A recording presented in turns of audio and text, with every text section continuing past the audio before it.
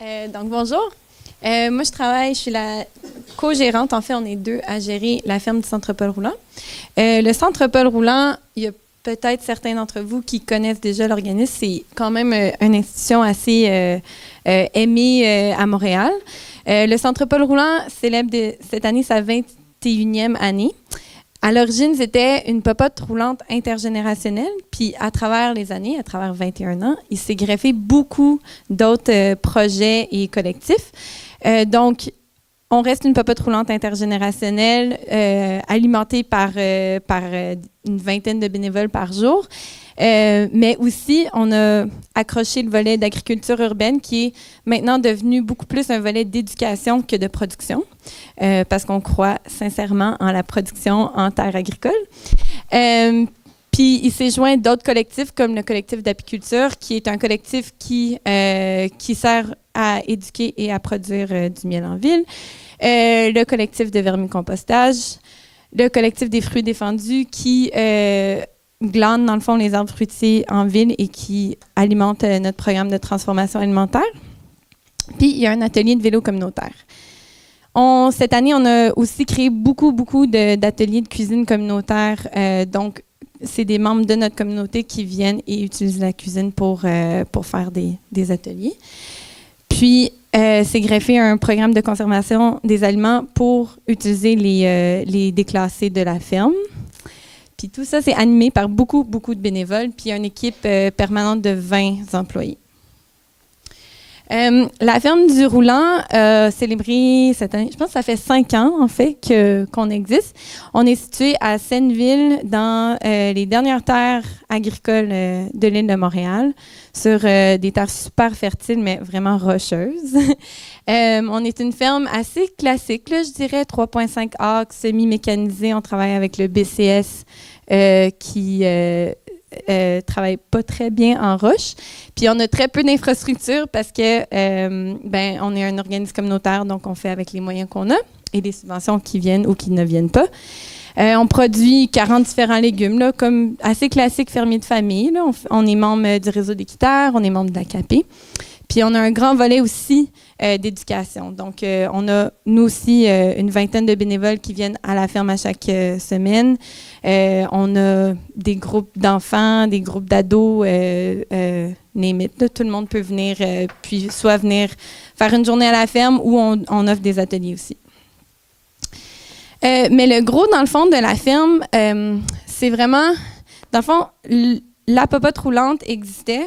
Le volet agriculture agriculture urbaine du Centre Paul existait, mais ce qu'on réalisait, c'est qu'on voulait devenir plus autonome dans la production, dans le fond, de nos aliments pour desservir notre clientèle. Je ne l'ai pas mentionné, mais on dessert environ 100 personnes en perte d'autonomie par jour avec nos repas. Donc, ce qu'ils ont réalisé, c'est que l'agriculture urbaine, c'est vraiment beau, mais on ne produit pas tant que ça. Fait que le potentiel de production en campagne, on est quand même sur l'île de Montréal, est beaucoup plus élevé qu'en ville. Mais on s'est dit, OK, on va faire ça, mais on produit quand même beaucoup plus que les besoins de la cuisine. Donc, on a gardé en tête notre mandat premier, un mandat social, dans le fond, d'accessibilité des aliments et d'utilisation de la nourriture pour briser l'isolement social. Donc, c'est pas moi, là, c'est Tim et Samuel qui ont développé les initiateurs du projet, là, qui ont développé un système où, dans le fond, on s'est lancé dans les paniers bio. Puis, on s'est dit, par exemple, nos membres, ils vont tous payer, dans le fond, comme un don à chaque semaine, dans le fond. Ils vont payer 36 $. Ils vont recevoir 26 $ de légumes, puis on va cumuler un 10 $ sur chaque panier, puis on met ça en banque, dans le fond. Puis on le redistribue à travers différents canaux. Donc, on a des paniers solidaires qu'on appelle, là, subventionnés. Donc, des familles à faible revenu qui ont accès à des paniers à 50 %. On offre aussi qu'on appelle des VG$ à notre marché. Donc, les gens, ils viennent nous voir, ils nous demandent est-ce que je peux avoir un VG $? Puis là, ils nous donnent 10 $, puis nous, on leur donne un coupon de 20 $ de légumes. Puis aussi, ben, ces dons-là, dans le fond, ça nous permet, nous, d'alimenter, dans le fond, la popote roulante. C'est nulle part dans la comptabilité là, que la popote roulante reçoit environ 30 000 $ de légumes certifiés bio de première qualité à chaque année. Puis là, on est à une étape, dans le fond, que ça fonctionne assez bien. Puis ce qu'on est vraiment heureux de notre modèle, dans le fond, c'est que ça augmente l'accessibilité à des produits frais, locaux et bio de nos communautés. Dans le fond, on a aussi un marché dans la Petite Bourgogne qui est un quartier où que c'est complètement un désert alimentaire. Puis on a fait un partenariat avec le marché citoyen, qui est un marché à chaque semaine. Puis non, à chaque 2 semaines, pardon. Puis là, on vend nos légumes, on leur donne dans le fond à 50 %, mais c'est jamais des déclassés. C'est ça qui est intéressant de ce modèle-là, c'est que ça permet un peu de démocratiser la chose, que même si tu n'as pas les revenus pour acheter du bio, ben tu ne vas pas avoir les secondes, tu vas quand même avoir du beau bio. Puis, mais ce qui est vraiment important pour nous, c'est que ce ne soit pas l'agriculteur qui joue à la perte, dans le fond, qui doit, dans le fond, subventionner pour les familles à faible revenu. Fait que dans ce modèle-là, c'est vraiment une redistribution qui permet à des gens qui veulent peut-être contribuer pour augmenter l'accessibilité, puis c'est pas le producteur. Ça ne retombe pas sur les épaules du producteur. Pour nous, ça, c'est super important. Puis évidemment, de rassembler les gens autour de la nourriture. Puis là, on est à une étape, dans le fond, où on a appliqué pour une subvention au MAPAC, le MAPAC Proximité, puis on a travaillé fort avec Anne Lemaitre du CETAB, dans le fond, pour évaluer un peu comme le monstre qu'on a créé, parce que c'est quand même dur à gérer dans notre contexte, là, avec tout ce qui roule à la ferme. Vous le savez, si vous êtes producteur, les heures, on les compte pas. Puis les heures devant l'ordinateur sont limitées. Donc, il y a quand même des choses à améliorer dans le système. Donc, on a fait appel avec Anne Lemaitre qui nous a un peu fait un diagnostic des points forts et faibles. Fait qu'on est à l'étape de partager ce modèle-là. Puis, notre objectif, c'est vraiment que ça devienne un modèle qui est accessible aux producteurs, dans le fond, parce que la clientèle qu'on vise, la clientèle qui n'a pas accès aux légumes bio, ben c'est une clientèle potentielle pour les producteurs aussi.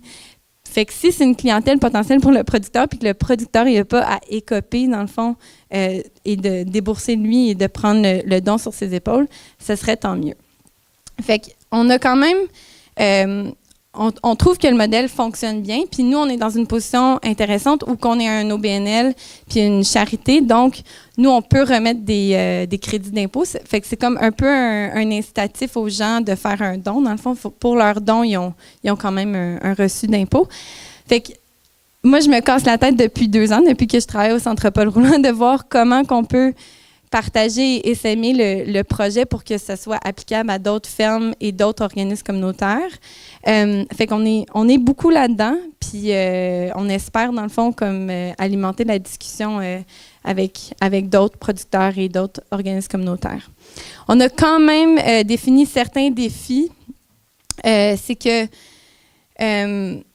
on a vraiment remarqué l'importance, puis j'en ai entendu beaucoup parler aujourd'hui, de l'importance d'être là au point de chute, puis de créer cette relation-là.